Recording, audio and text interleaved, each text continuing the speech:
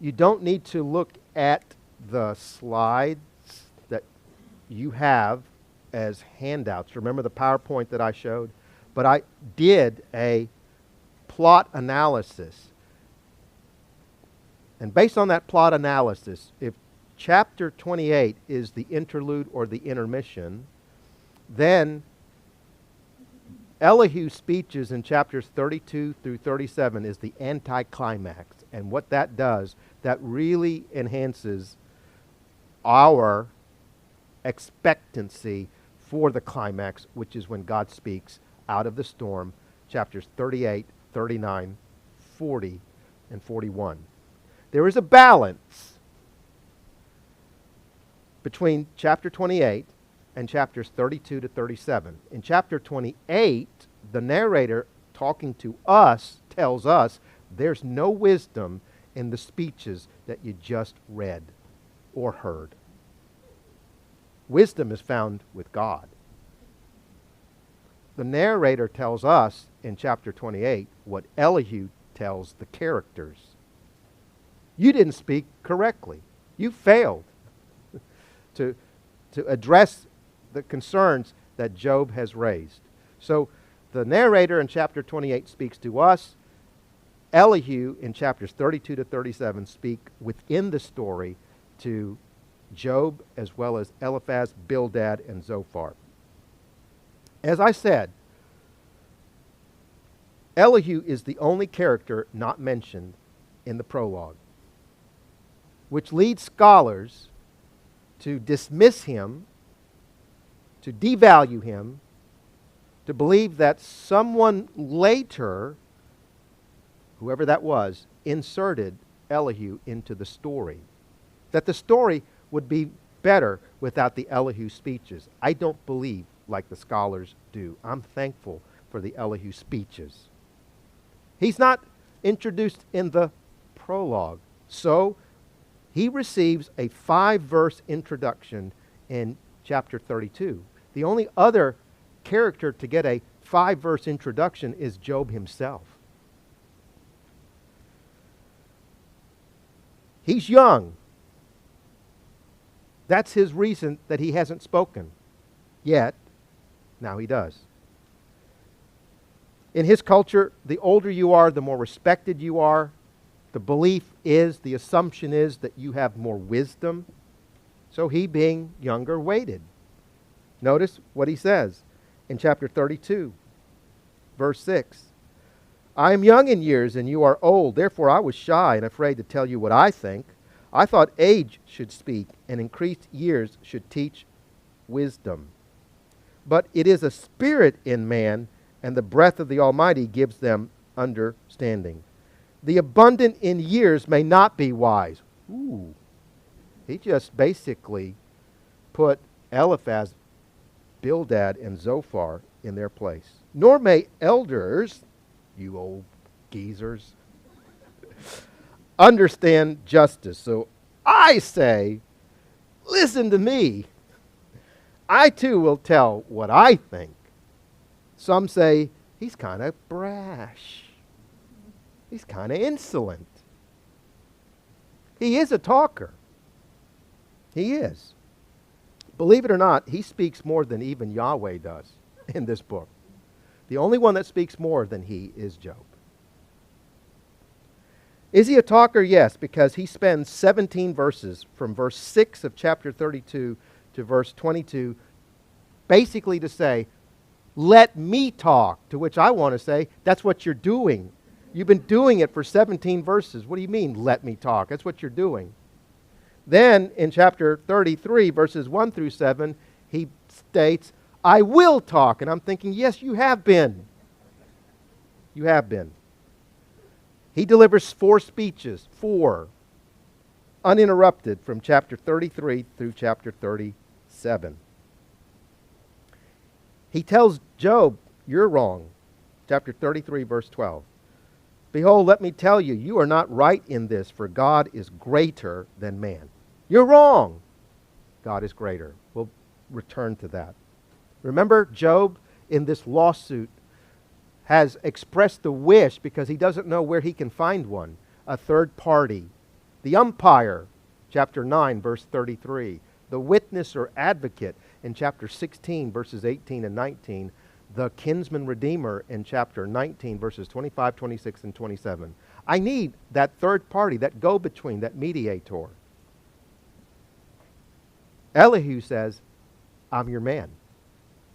Chapter 33 and verse 32. The last part of verse 32, speak, for I desire to justify you. That's what Job's been wanting. Elihu says, I am he. The name sounds strange. In Hebrew, literally means, he is my God. That's what the name means. Who in Hebrew is he. There's a little joke in Hebrew. Me, the word me as it's pronounced, means who. Who means he, and he means she. So you want to take Hebrew? Okay. So the interrogative pronoun pronounced me, as we pronounce it, actually means who. The pronoun pronounced who means he, and the pronoun pronounced he actually means she. And that's one of the complaints of Hebrew students. I don't like this language. Elihu. Who means he. Eli. El is the word for God. And then that I added is the ending that makes it personal. He is my God.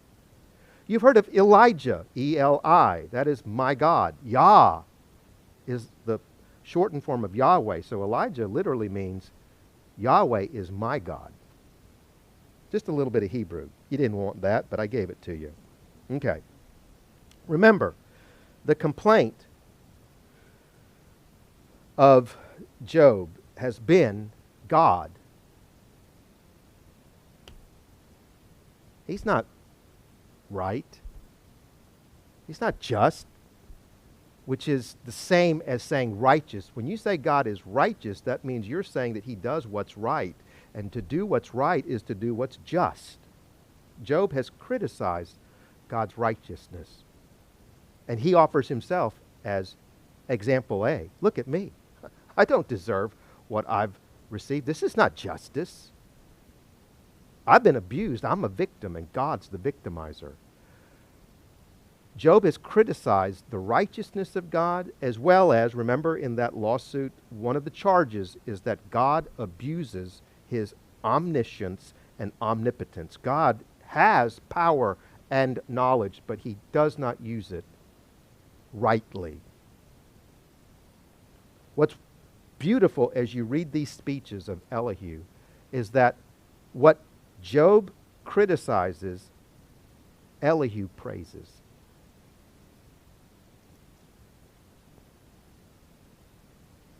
What Job criticizes, Elihu praises. That's why in verse 12 of chapter 33, behold, let me tell you, you are not right in this, for God is greater than man. In the book, I have a chapter titled Emulating Elihu, and it's a take on that commercial. You've got to be old enough, and there's a couple in here that are not old enough. I see you. But I'm not looking at anybody to say you're old. But you have to be old enough to remember the Gatorade commercial with Michael Jordan.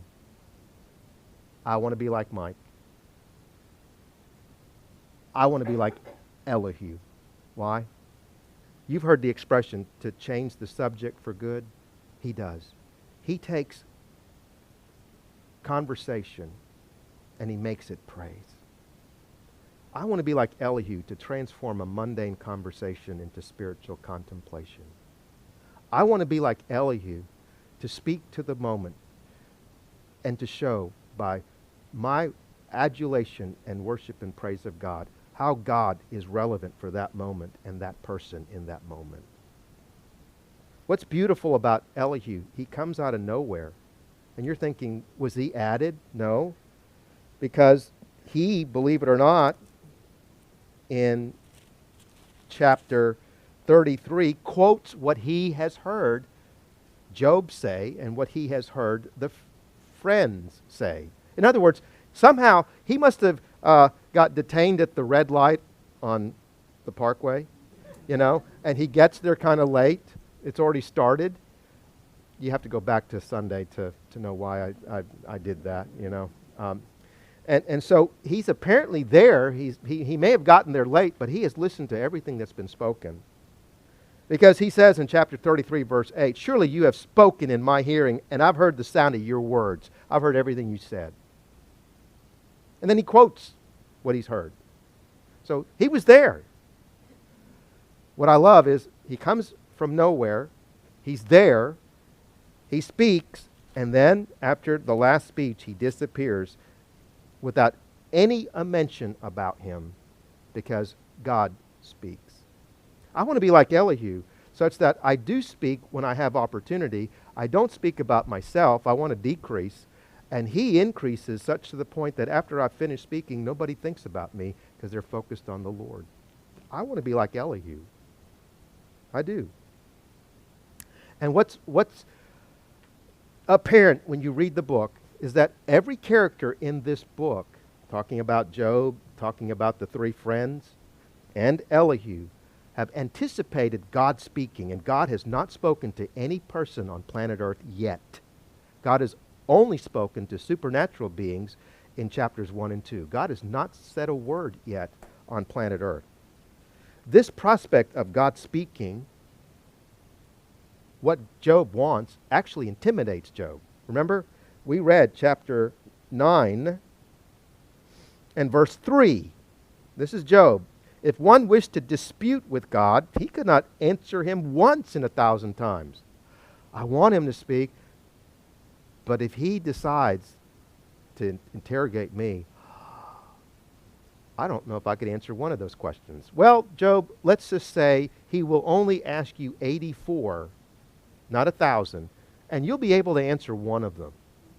You'll be 1 out of 84, not 0 out of 1,000. How about Zophar as just a sample of the friends, all of whom have anticipated God speaking? And this is what Zophar, he's so vile. Zophar states in verse 5 and 6 of chapter 11, but would that God might speak and open his lips against you and show you the secrets of wisdom. For sound wisdom has two sides, and know then that God forgets a part of your iniquity. In other words, you should have it worse than what you have. But God's been merciful to you to forget a part of all of your crimes. What is impressive to me is that the theology of the friends does not prompt God to speak, and the lawsuit of Job does not provoke God to speak, but the worship of Elihu is what moves God. And God speaks. 2 speeches. You've got a handout.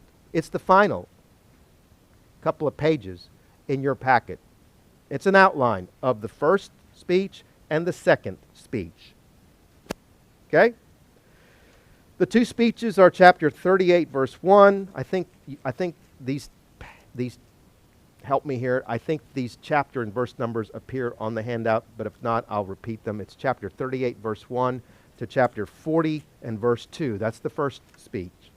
The second speech is chapter 41, verse 6 through chapter 40, verse 6 to chapter 41, verse 34. We'll deal with both. First speech, chapter 38, verse 1 to chapter 40, verse 2.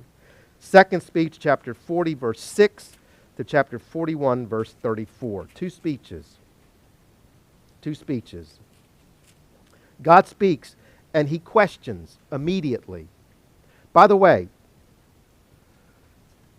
some have been offended by the questioning. They have. What's God doing? Why is God heaping more abuse on this sufferer named Job? Hasn't he been through enough? And now God's just flaunting here as he's peppering and pulverizing this sad soul. It's not a fair fight for God to take on this man, this shell of a man. Well, that's one way to read the questioning. That's one way. Is there sarcasm here? Mockery? Castigation? Rebuke? I offer you another alternative. Questions have value. We still use them in education. And what is God doing? He's instructing. He's instructing. Job wants to know, and God's giving him the test in order to know. The challenge is that when you see something written, you can't discern the tone. You read the tone into it based on your assessment. If you think this is scolding, then that's how you're going to read it. But if you read it as educational or instructional, then it takes on a different light. It surely does. Okay? But you cannot discern tone with just the written text. You can't. All right? 84 questions, y'all. 58 in the first speech, 26 in the second. The first question, who is this, chapter 38, verse 2, that darkens counsel by words without knowledge? That's the first question of 84. The themes of the two speeches. Are you ready? The first speech's theme is knowledge. Knowledge. The second speech's theme is power. The first speech's theme is knowledge. We'll show you in a moment. The second speech's theme is power. By the way, read it for yourself. I hope you will. Again, God never mentions Job's suffering specifically, or the suffering of humanity, yours and mine in general. Not once. Not even half a sentence. Not once. If one insists that this book is about suffering and suffering alone, that this book's intention is to tackle suffering and to provide some sort of answer, then God has failed at the plate. He swung and missed.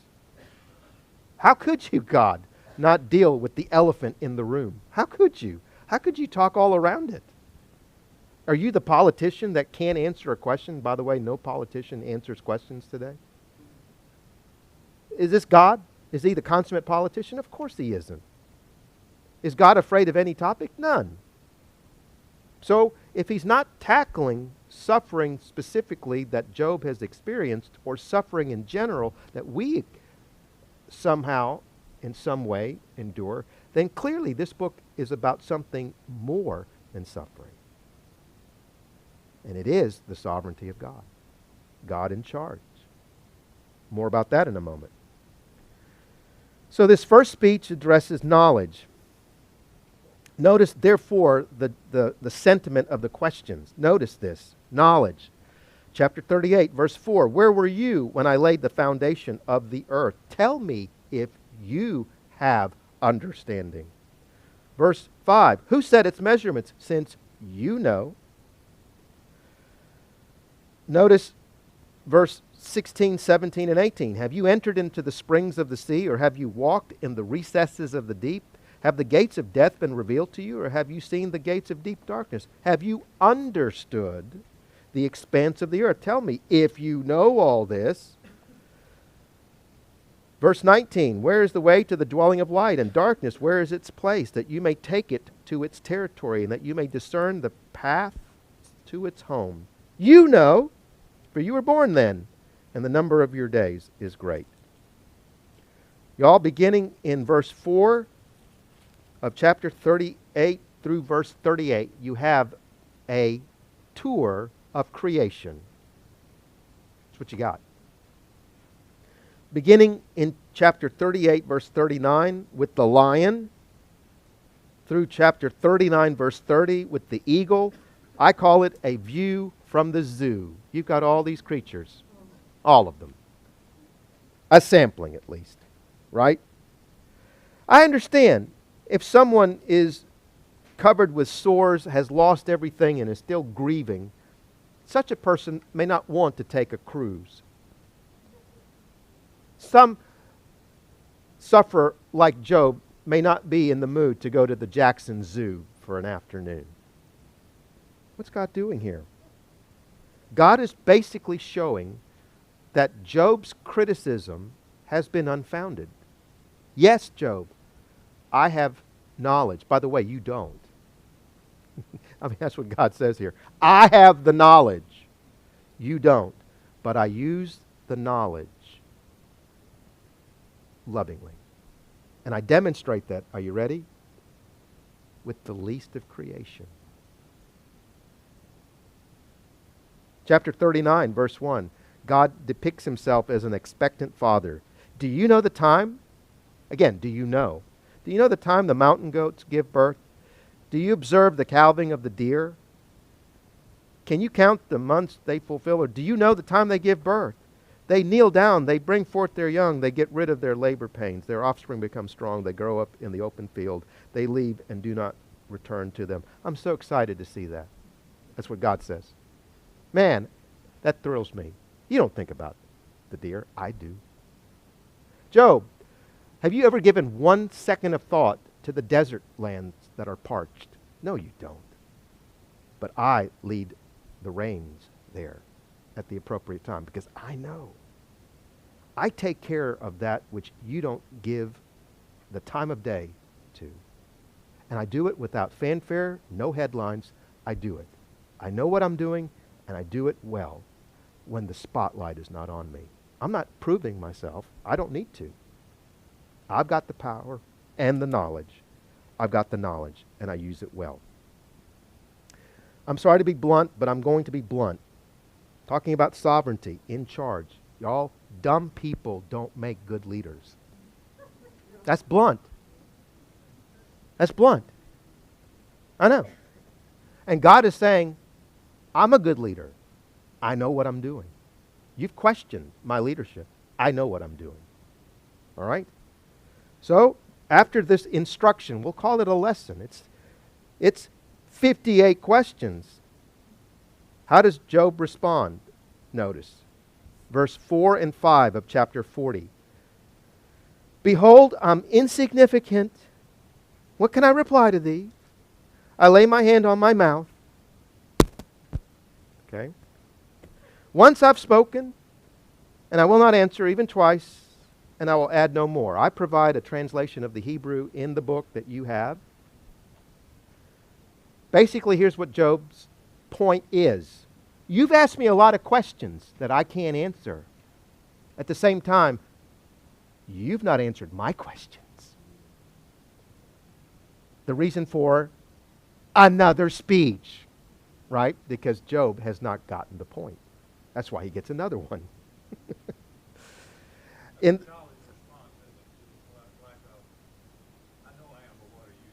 Yeah, that's right. I know. He's got to save face. Chapter 40, beginning in verse 6 through chapter 41, verse 34. The theme is power. And I'm not going to go through all of these verses, but I want you to notice in regards to the two creatures, the questioning is, can you? Can you? Can you? Right? Chapter 40, verse 24, regarding Behemoth. Can anyone capture him when he is on watch? With barbs, can anyone pierce his nose? Chapter 41, verse 1. Can you draw out Leviathan with a fish hook or press down his tongue with a cord? Can you put a rope in his nose or pierce his jaw with a hook? It's can you? Can you? What's God basically saying? Hey, Job, I've got the power. You questioned my power. Man, I use my power. You don't have the power. You want to take on me? You can't even take on Behemoth, whom I made, verse 15. Behold now, behold Behemoth, which I made as well as you. You can't even take on this herbivore. He eats grass like an ox, verse 15. And you certainly don't want to take on Leviathan. Chapter 40, verse 8. lay your hand on him. Chapter 41, verse 8. Lay your hand on him. Remember the battle. You will not do it again. You put your hand, I don't know if you know, your hand will come back to you. You won't do that again. Okay? Sorry to be blunt. Weak people don't make good leaders. And God is saying, I'm not weak. I got the power. And I use it well. What's really unprecedented, and I bring this out, is verses 9 through 14 of chapter 40. Y'all, here is God's... This is nowhere else in Scripture. Nobody else has ever been given this invitation. And the invitation is, here's the throne. You want to be God? Come on. I don't know anyone in human history that's ever been invited to sit on the throne. And here you have it. This is unprecedented. And I know sometimes we hear that unprecedented and it becomes kind of trite. This is unprecedented. In my younger days of more foolishness than I am right now, I thought, I would like to be God. Yeah, what a knucklehead. No, I don't want to sit on that throne for 1 second. And to have that burden, that to-do list that God has. Or how about this? To be able to see everything, all the ugly, all the horrible, all the heartbreak that takes place on this planet. I have the luxury of turning the TV off when there's a story about some child that's been abused and they show pictures. God sees that all. How? How do you deal with that? Man, I don't have the heart. I can't do it. I don't want to be God. But here's a chiasmus, Jim Hamilton. Dr. Hamilton. This is a chiasmus, y'all. Verse 9 and verse 14 balance each other. They're the outer, okay? Notice verse 9. Hey, do you have an arm like God? And can you thunder with a voice like his? Notice, then go to verse 14. If you do, then I will, believe it or not, the verb can mean, I will praise you. That your own right hand, because he's talked about an arm, that your own right hand can save you. Verse 9 and verse 14 are what we would call A and A prime. This is a balance. Verse 9 and verse 14. By the way, this is my chiasmus. Nobody else has found this. It's in my dissertation. So, I was talking to Dr. Hamilton about chiasmus. He's got a better grasp than I do, but I found this one. Nobody else has found this one. Verse 10 and verse 13 go together. Hey, Job, do you got an arm like God? What's your bicep looking like? Hey, Job, how's your voice? You need to be a baritone at least, because God's a bass. He's not a tenor. Sorry about that. Michael Cole was in my last session. He had to laugh at that. God's not a tenor. Okay?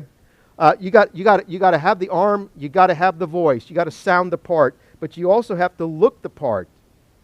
You can't go to Walmart to get the right gear. I'm sorry, it's not on the shelf. It doesn't hang on the hanger.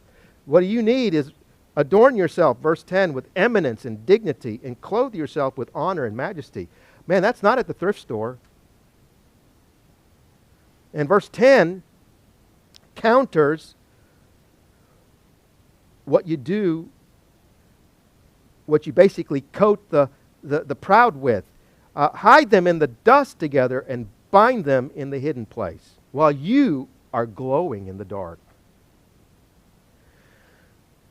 Okay, so verse 10 and verse 13. And then you got the center point, right? Because y'all listened, I hope, to the sermon on Sunday morning, so now y'all know chiasmus very well. Verse 11 and 12 repeat, because that's the emphasis.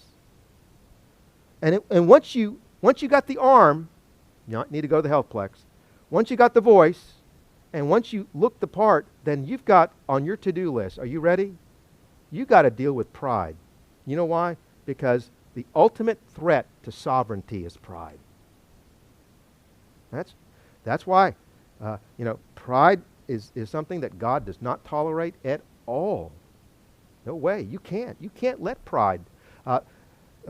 Satan had pride, he's kicked out. Adam and Eve have pride, they're kicked out. You cannot ignore it. If you're in charge, the arrogant among you, you need people that will follow you. And followers aren't arrogant. They're compliant.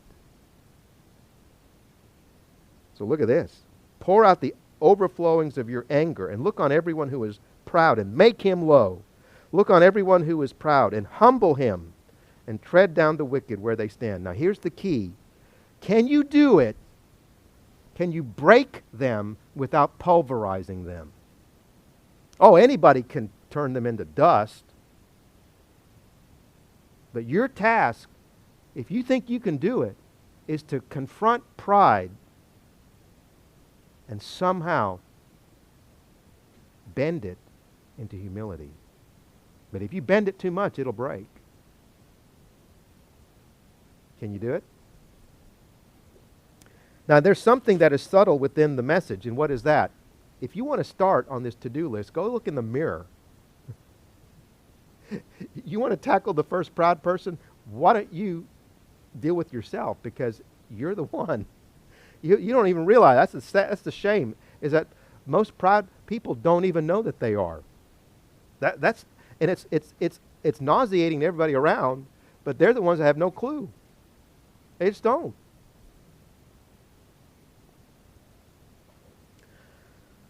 How does Job respond? He responds well. That's why there's not a third speech. Okay? Chapter 42. Listen to this and think about chapter 1, verse 21. We're not going to go there. I know that thou canst do all things, and that no purpose of thine can be thwarted. God, you are in charge. The Lord gives, the Lord takes away. Verse 3, I got to read this. Who is this that hides counsel without knowledge? Remember that? That was the first question of the 84. And Job basically says, that's the only one I can answer. You're looking at the person, okay? That is I. I'm the one. I can answer that question. I was the one that did it, okay? I can't answer the other 83, but I can answer that one. That's easy. Notice how verse 3 concludes. Therefore I declared that which I did not understand, things too wonderful for me, that which I did not know. What does that mean? He's loving and just. Remember? Blessed be the name of the Lord. Chapter 1, verse 21. God has allowed him to come back better, full circle. Verse 4, hear now, and I will speak, I will ask thee, do thou instruct me. So this is instruction. That's how he perceives it. And as I point out in the book, we, talking about just collectively anybody who's reading this, may have the opinion of, boy, God was abusive. Boy, God went over the top. And I'm thinking the only person that really has the qualifications to appraise the speeches is the only one who heard them. And that's Job. And he's praising God, thankful for what God has spoken. He's not angry about this. He's proven he could be angry about God, and he's not. Well, he was beaten into conformity. Man, think again here. Make the point about that in a moment. So notice what he says. Verse 5, I've heard of thee by the hearing of the ear, but now my eye sees thee. This is kind of a criticism of wisdom in general. It's not enough to get wisdom instruction in your ears. One must personally appropriate it and make it his or her own. I say that to the students from time to time at Mississippi College because I can. You've heard great sermons. You've heard excellent lessons from your mom and dad. But eventually that must become your own belief. It has to. Notice verse 6. I read from the New American Standard because I like the New American Standard here. Therefore I retract. What's he retracting? His lawsuit.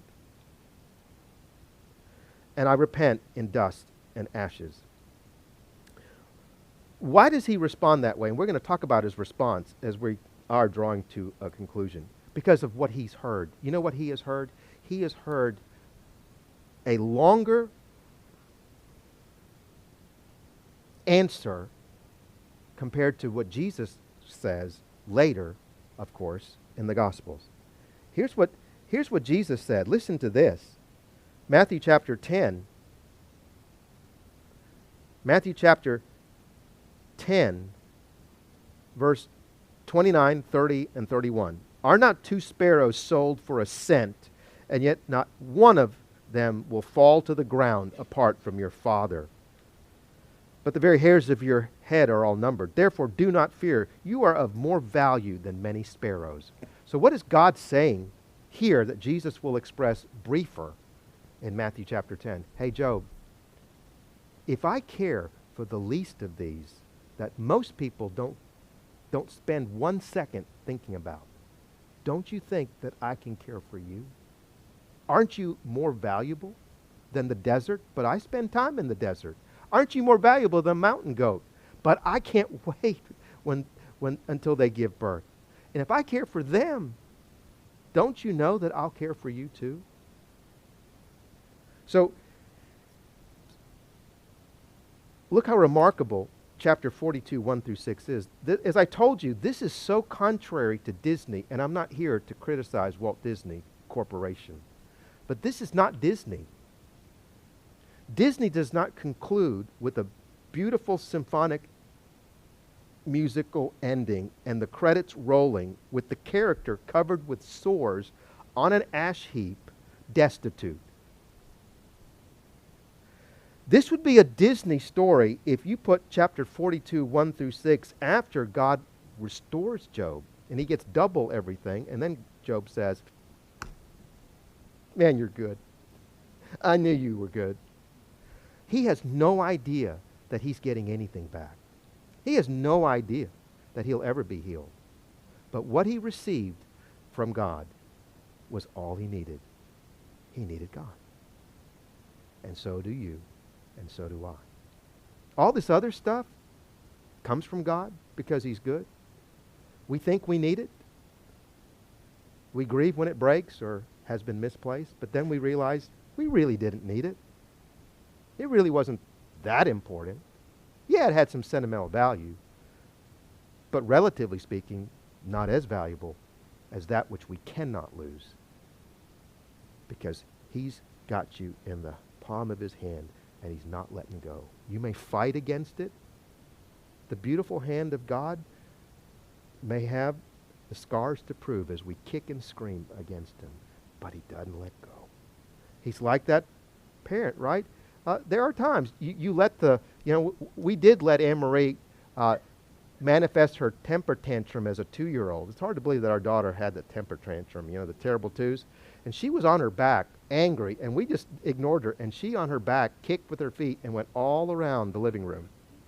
And what we were doing was just, this is horrible, right? We just walked around her as she kept on, right? But then there are other times that, what a loving friend or family member does is you just hold as that person is angry, is kicking and screaming, and God's got great practice with it. He's not letting you go. You know why? Because his son paid the ultimate price for you. He's not letting go. He's not. So, you've got this restoration here. First of all, guess what? He's got to wait in line for restoration too. You would think he should go first. I mean, if we saw this fellow, we'd say, you need to go to the front of the line. No. First of all, the friends, they're first rebuked by God. The representative is Eliphaz. Why? Because he's the oldest of the three. So he alone hears this rebuke. My wrath is kindled against you, verse 7, and against your 2 friends, because you have not spoken of me what is right, as my servant Job has. Now, you might be wondering, well, I didn't know that Job said anything right. The answer is he does in chapter 42, 1 through 6. In other words, God's got a short memory. I love that. Is that you're not docked for the things that you said 2 weeks ago, because if you get it right today and you're on your knees praising him today, then that's all that matters. Okay? Notice the instruction. Therefore, take for yourselves 7 bulls and 7 rams. Y'all, that's a lot of livestock. That's enough livestock, as I point out in the book, to atone for a nation. Have they upset God? They have upset God. And here's what God basically says. Even if you had a truckload of livestock, it's not good enough. Because you'll need my servant Job to pray for you. And I'll accept him, his prayer, not your livestock, his prayer on your behalf, so that I don't do to you what you deserve. Okay, then verse 10, and the Lord returns. I love this. This is return. It's the Hebrew verb shuv. It is to return. And the Lord return. It's restore. The Lord returned the fortunes of Job when he prayed for his friends. And yes, he gets everything double, except the kids, but you would agree that he still has the 10 in heaven that await him. So he's got 7 more sons, 3 more daughters. Mrs. Job pregnant for another 8.5 years. Bless her heart. Bless her heart. Right?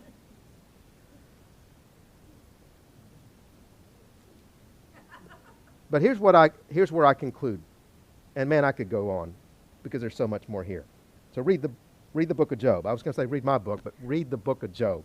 All right. That's what Tim would say. That's what I'm telling you. What would thrill our hearts is that you go back to this amazing book and delve into it again. Man, that would just thrill us. Okay? But here it is. Chapter 42, 1 through 6.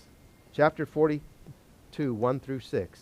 This is as I point out, it really is also, I keep saying this is one of my favorite chapters in the book that I wrote. This is the God is still in control testimony. And may I say, it is the most powerful testimony that can ever be heard on this planet. The God is still in control.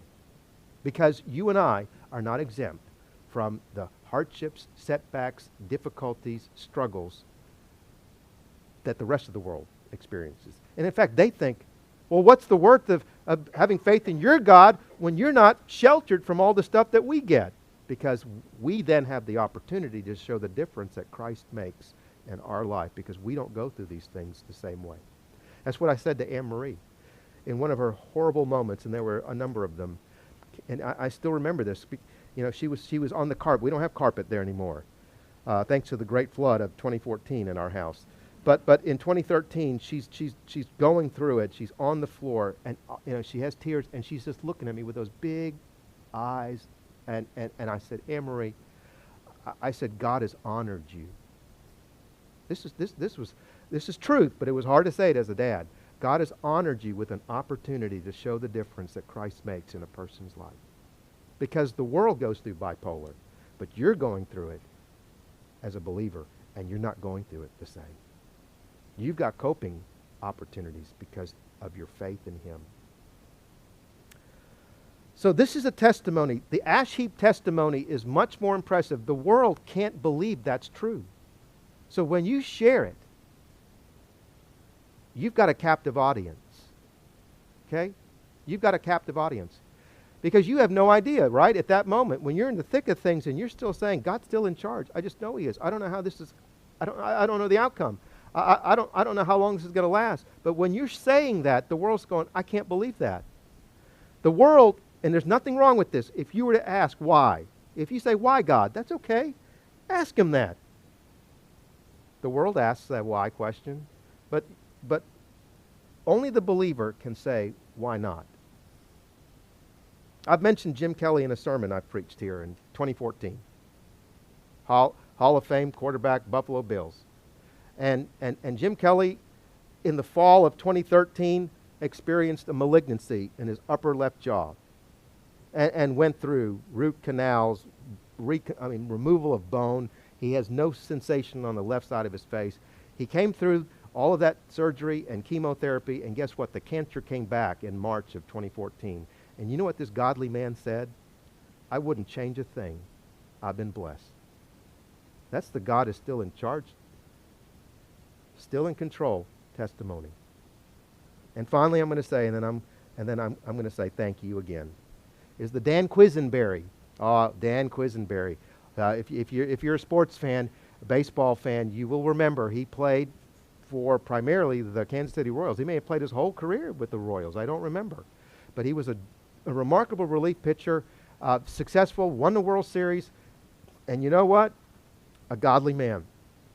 And he doesn't live to be a ripe old age because he gets a brain tumor. And as he's dying, you know what he says? I don't ask the question, why me? I ask the question, why not me? I've lived a great life. God's been faithful to me. I'm telling you, that's a testimony that is so powerful, and it's hard to ignore. It's the friend, Shadrach, Meshach, and Abednego. Hey, king, we don't have to answer you in this matter. Our God's able to deliver us. But even if he isn't from this fiery furnace, we're still not bowing. Daniel 3, 16, 17, and 18. And then Habakkuk 3, 17, 18, and 19, right? Even if it's total crop failure and the livestock die, that means I'm going to die. That means I don't have anything to eat. I'm still going to praise you. And I know that you'll make my feet like hinds feet to walk on high places. And you're thinking there's no way that I can do that. Yeah, there is. Because it's not just you. Because it's God in you. Thank you. That's it. Susan.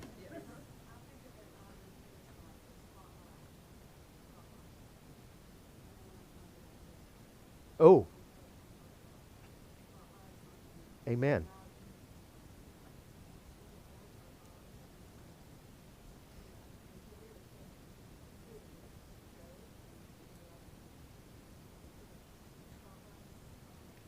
Amen. Oh, well said, Susan. And do you really want the spotlight? That's the real spotlight, isn't it? That sure is. Thank you. Well said.